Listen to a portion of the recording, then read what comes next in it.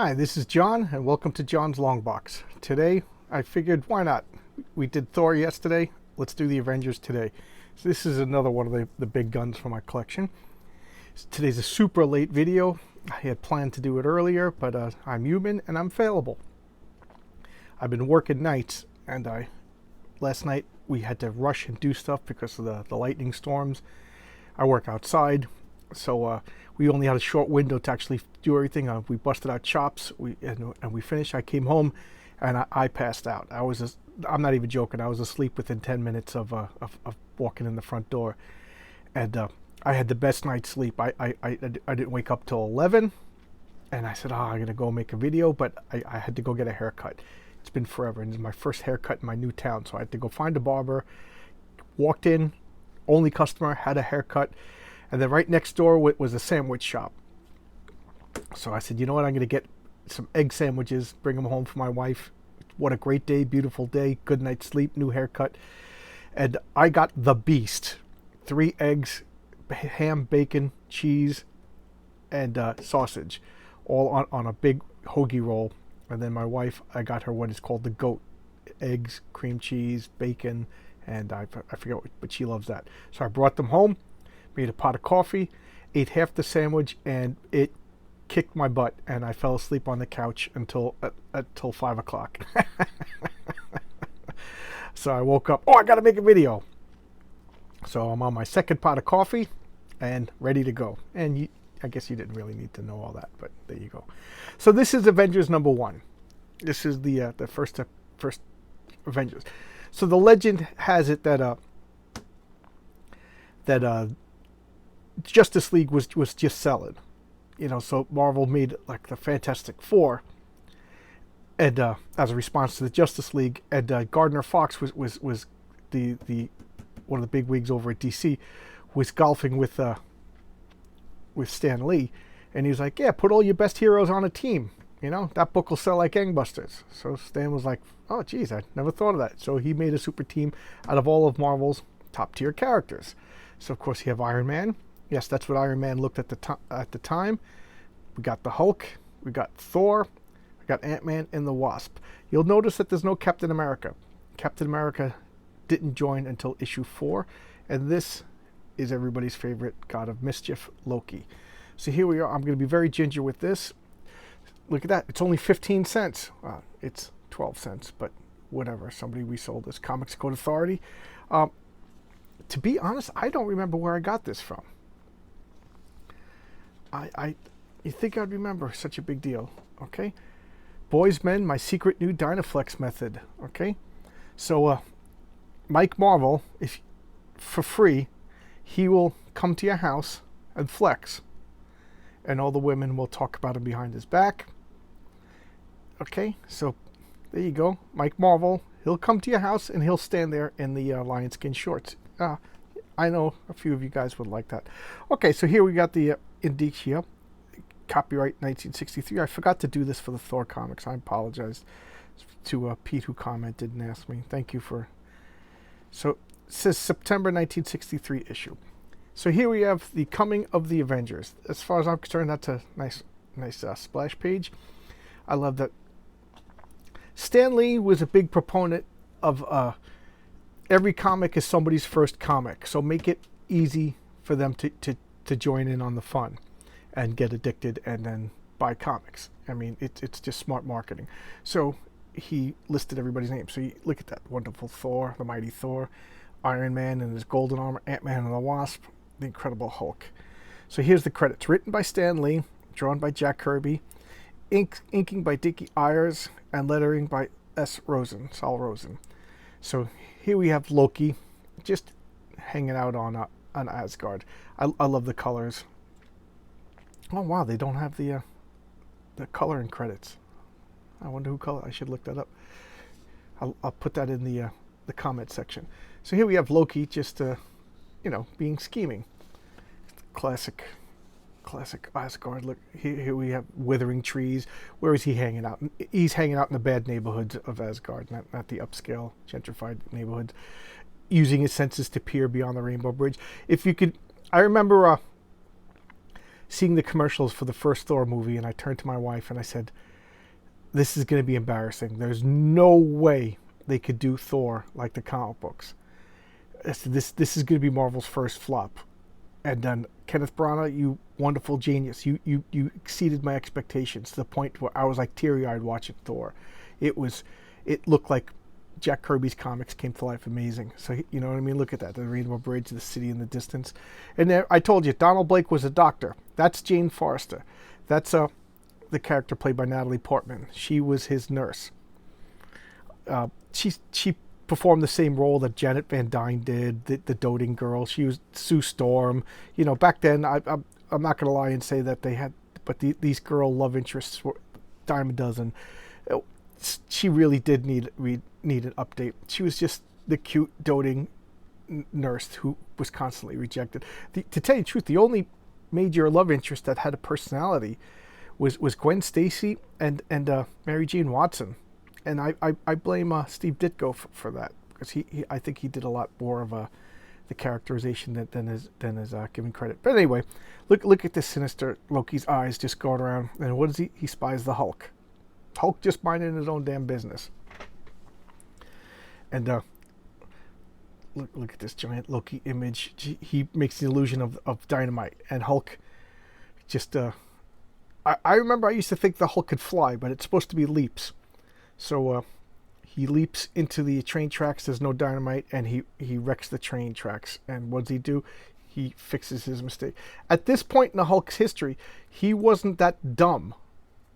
You know, the Hulk had a bunch of vastly different personalities, and they chalk it up to Banner's like schizophrenia, which I think is a neat excuse for the inconsistency in the Hulk character. So here I love this. The Hulk's head.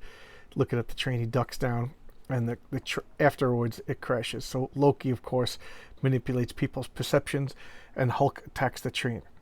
Here we have a character that has been ignored in the Marvel history, even though he's super influential. This is Rick Jones, and Rick Jones was first debuted in Hulk #1, and what he did, he was this punk teenager, like think of like a James Dean type character. He was just a Hulk. The first Hulk is one of the comics I sadly don't have. Otherwise, I'd showcase that. But he took his hot rod car out, and it was just like playing the harmonica out in the desert just to get away from it all. And Dr. Banner spied him, and it was where they were going to test the gamma bomb. So Dr. Banner gets out on a Jeep and goes and warns him, and then they detonate the bomb anyway, because his assistant was like a Soviet spy to take out Banner and steal the secrets. So Banner pushes him into a trench, saves him, but then Banner gets hit by the gamma radiation and becomes the Hulk. So he, in a way, is responsible for the creation of the Hulk. And then this comic has his next most important. He's like the Forrest Gump of Marvel. So here. The Hulk is going on a rampage, and he feels responsible for the Hulk because he knows that Banner is the Hulk. And Bruce Banner, I said David Banner. David Banner was from the TV show. I just realized that. So Bruce Banner is the Hulk. They changed it to David Banner in the TV show because they thought Bruce was a sissy name. But anyway, even though Batman is Bruce Wayne, so Bruce Banner saved Rick Jones. Rick Jones owns the responsibility, and he's been Hulk's sidekick in the early years. So he's like, Hulk didn't do it. He's getting set up. So he calls his Teen Brigade, formed in issue Hulk #6. The Teen Brigade are a bunch of teenagers with ham radios, and they all, call assistance and disseminate information, stuff like that. So we got to get the Fantastic Four to help save the Hulk before the army attacks him. So they send out the message calling the Fantastic Four, condition red, Hulk contact the Team Brigade. So Loki's like, uh-oh, if this message gets to the Fantastic Four, it's going to ruin this. So Loki takes the radio waves, some vortex, and he sends them to Donald Blake because he wants Thor to fight Hulk, and I guess he thinks that Hulk will beat the crap out of Thor. So he's look at him, mild mannered. Oh, we got to do this. So he stamps down Hulk. And here he is transformed into Thor. Remember, if you saw my Thor video, Thor originally was Donald Blake, stamps the hammer, the cane, and becomes Thor. And he doesn't talk like a Shakespearean character at this point yet. This person, and then these guys also. And I love this. Ant-Man and the Wasp. They shrink down, and they have this little gun, and they get in the gut, and boom, it fires them. And I guess the momentum doesn't destroy their bodies, and then they land on flying ants. just hokey and wonderful at the same time. Sergeant Fury and his Howling Commandos. This is Nick Fury set during World War II. So if you could see, Nick Fury still has both his eyes. I think he got shot in the eye by the last bullet on the last day of World War II. That's the story of how Nick Fury lost his eye. Had nothing to do with the cat. It's much more cooler in the comics. Record your voice at home. Okay. So here we have Tony Stark. He's listening to the radio. And even as a kid, I didn't buy this. But his original armor was gray and clunky.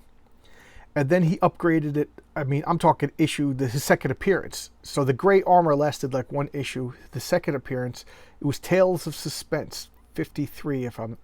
That's another comic I don't have. And because of the popularity of the movies, it's way out of my affordability range.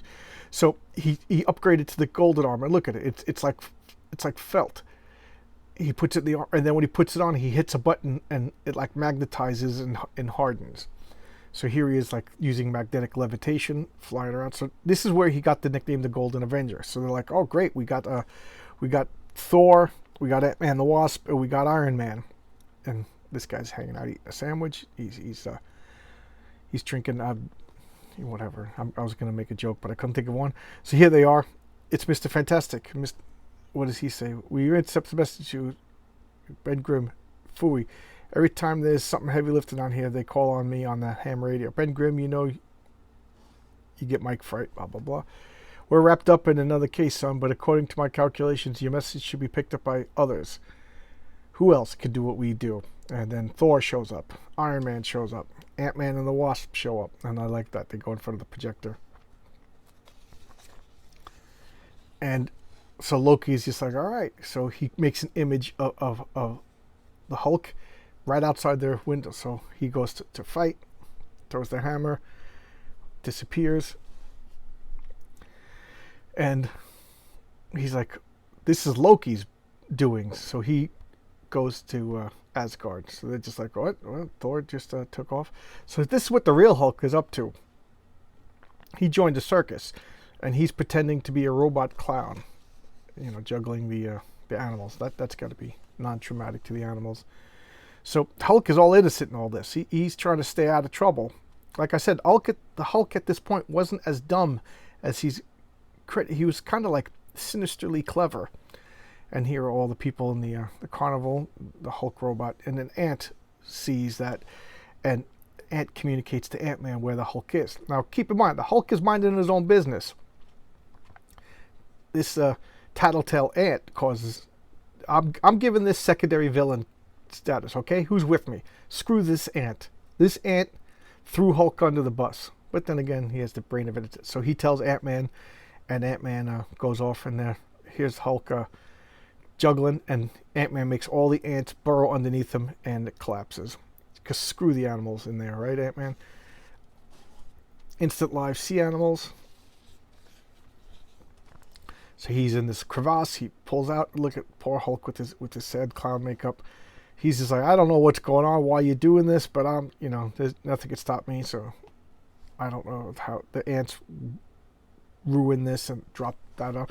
So of course the people in the crowd are like, this is great. Wow. There's Don Draper and his wife. I thought that was Peter Parker for a second, but so his Hulk, he's wiping off the makeup, strips down to his underwear.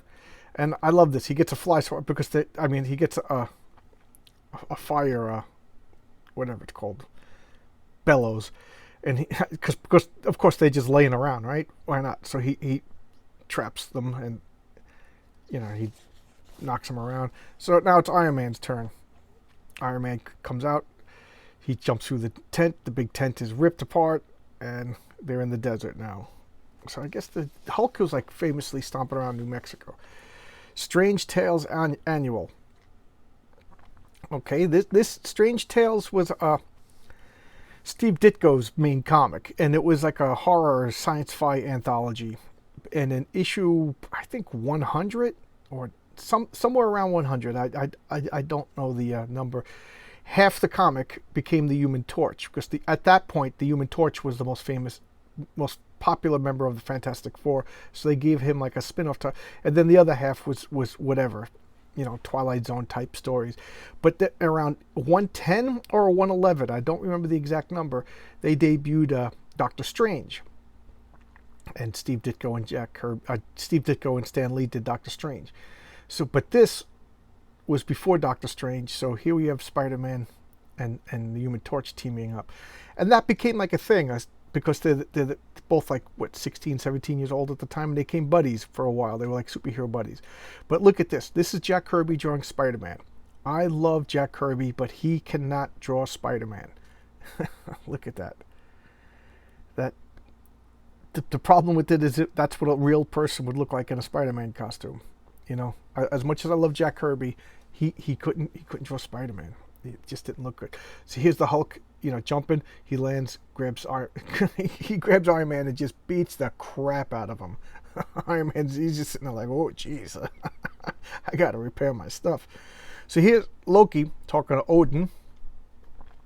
And I got to admit, when I heard that Anthony Hopkins was cast as Odin, I said, I had low expectation. I already said it about the Thor movie. And then when I saw Anthony Hopkins in full makeup, oh man, my geek heart swelled 3 sizes like the Geek Grinch. So here's Odin. Look at that. You can't see his face, but that's Anthony Hopkins. I just love it. So though I can't interfere. So he's going to get that. Dad, Loki's doing it again, and he's like, deal with it yourself. I'm out of here. Loki's my son too. You two figure it out. So he goes down and gets attacked by a shrubbery because Loki, if you remember, is still in Asgard. So he's going to one of Loki's hideouts to get out. The rest of the team thinks that Thor just took off. So of course they better, Thor's too good for us. So where is he now? Oh, he's crossing the environment, the oceans, the volcanic layer, and volcanic spore clouds are coming to get him. Just look again. We're on page 15. Okay, 15, and look at all the stuff that's happened. We're to Asgard, circus clowns. We introduced characters. Fantastic Four, just so good. Look at this. Yeah. I keep threatening to bring out a new Marvel comic and show you why I just lost interest in Marvel. I guess I better put up or shut up. So here he's going. Look at the water spout. I don't know. I kind of like that. The arc, it shows a lot of movement. Jack Kirby, like I said, he wasn't classically trained. At least as far as I know, he wasn't classically trained. And his anatomy,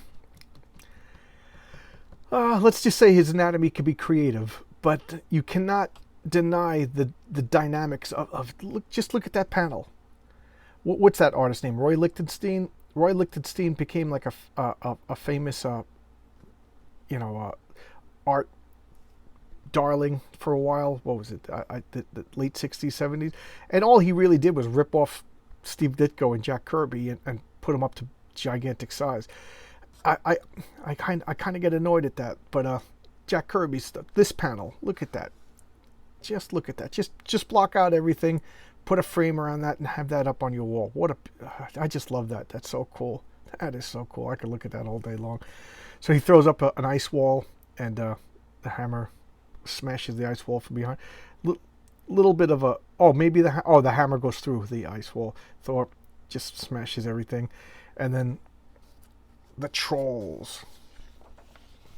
I love this panel too. Look at that. I think I dated her in college, or at least had a few drinks and woke up next to her, and wanted to kiss. So here's the troll, big purple pants, pulling him down, and he smashes the hammer, summons some lightning, summons rain, and then he goes to hit a Loki who is just an illusion. And here you sell some grit.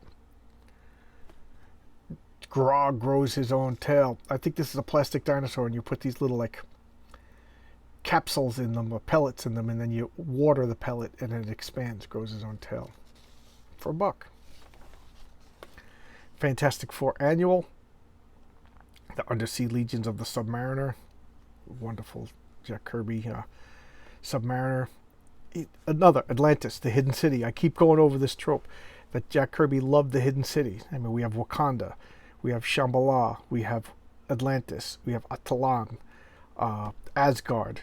You know, the hidden advanced tech city. It's just you know, there's so many advanced tech cities. It's amazing that this technology isn't just overflowing. And here we have some Jack Kirby drawing Spider-Man again. Look at that. Look at that. Just sorry, Jack. As much as I love you, you can't draw Spider-Man. But, you know. 100 magic tricks for 25 cents. Magic is fun. Okay? I don't want to hear any of you naysayers argue. It's written in print. Magic is fun. Okay? So there you go. I love this. He makes all these mirror images of himself, and Thor's like, which one? So he just makes a fan.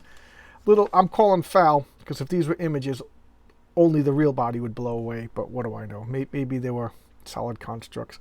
So the real one is hanging over here. And Thor also had what I like to call the power of convenience. Whatever power was necessary, he had. And what are you going to do? Argue with him? He's a god. But they in modern years they toned that down. But back then, whatever power he needs. So here he's given up. He's using his hammer to gather magnetic abilities, and then the magnets pull Loki to him, and then he's stuck to his hammer because you know what? He does control electricity, so electricity is magnetism. So I'll give him that one. All right. So here's Iron Man rocketing around, talking to the military. Hulk is going berserkerwitz. What are they shoot? Oh, so he's in like an assembly plant, and they're shooting tires at him. Pretty cool visual. You know, Hulk is trying not to hurt anything. You know, he's not a bad guy. He wraps a tire around here, and I like that. He hits Iron Man. Iron Man crushes it, reforms it, makes like a whoa. Oh, and pins him. Nice called shot there, Iron Man. I'm giving you -15 on your 2-hit roll. I play a villains vigilantes, a superhero role-playing game. So he pins Hulk, and then Hulk pushes back, breaks out. They fight. Here comes Thor, who never fought Hulk. You know, it's funny. I just realized that there was no Hulk-Thor team up. He went and took out Loki. Thor was also much more intelligent than they portrayed in the movies. Thor was very clever. You know, his civilian identity, which is also him, is a freaking doctor. And I love, you know, the Marvel. If you're a scientist, you're every type of scientist: biology, physics. So he's a doctor. So it looks like he's a general practitioner, like a medical doctor, but he's also a surgeon. You know, he's every type of doctor. So here Loki is being threatened, revealing that it wasn't the Hulk that did everything. And he falls, and they throw him into a boiler. They Freddy Krueger the hell out of him. You know, so here he is trapped in the boiler, and they're all just landed, and they're apologizing to the Hulk, and the Hulk like, we should stay together. We should have a name like the Avengers, or nothing. It's the Avengers. We'll fight together. I pity the guy who tries to beat us. We'll never be beaten, for we are the Avengers. So they did unite over the Hulk. Loki did cause them, and then Rick Jones called them all together. So like I said, Rick Jones is like the Forrest Gump. Rick Jones later becomes Captain America's sidekick. He becomes Captain Marvel's sidekick. He goes back with the Hulk for a while, and then I don't know where he is in recent modern Marvel, but he kind of was memory hold. But Rick Jones was super important. So here you go. I could understand why the movie did what it did. It made it better. But the movie did have like a Hulk going a little berserk, you know. So they kind of stayed to it. They just left out Rick Jones and the Teen Brigade and the Fantastic Four. But you know, movies and comics are different. So it's funny because I haven't read this in 30 years or so, and I had to like, big deal. It was just a run-of-the-mill comic. But just looking through this now, I have a better appreciation. It was a lot better than I remembered it. So there you go. This is getting an upgrade in my memories. A lot of those comics, I pull them out because I just love them so much. This one is just an important comic that I wasn't too thrilled at. I thought it was just, color by numbers. But looking through it, it was a lot better than my memory led me to remember. There you go. This is Avengers #1. I gotta flood my memory. Where did I get this? It must have been a comic convention. So there you go. Avengers #1. I guess the next big Avengers I should bring out is the Captain America debut. Captain America debuts in the Avengers. And that was issue 4. Hulk leaves in issue 2. So he's just like, I'm out of here. And then in issue 2, Ant-Man becomes Giant Man. So there you go. That became like a staple of the Avengers. They had a rotating roster for ever since. They never really stabilized. They never had a core membership. Well, these are called the Founders. So the founding members, and I think they revoked Hulk's founding status and gave it to Captain America. That was during the Kurt Busiek run around 2005 or so, which is pretty crummy. But what do you want? So these guys are like, they have like super status as the Avengers, and because Captain America is super charismatic, they gave him founding status. So there you go. That's the Avengers. I could ramble on for another 20 minutes or so, but whatever. Thank you for your time. I see some comments. Thank you for your comments, everybody. Trying to get subscriptions. I don't know what else to do. I want to make it to 100. That would be fun. If you like the videos, give me a like. If you want to suggest comics, if you want to ask me if I have a particular comic that you would like me to showcase, if I have it, I will. Why not? I do one a day. And thanks a lot. Bye-bye.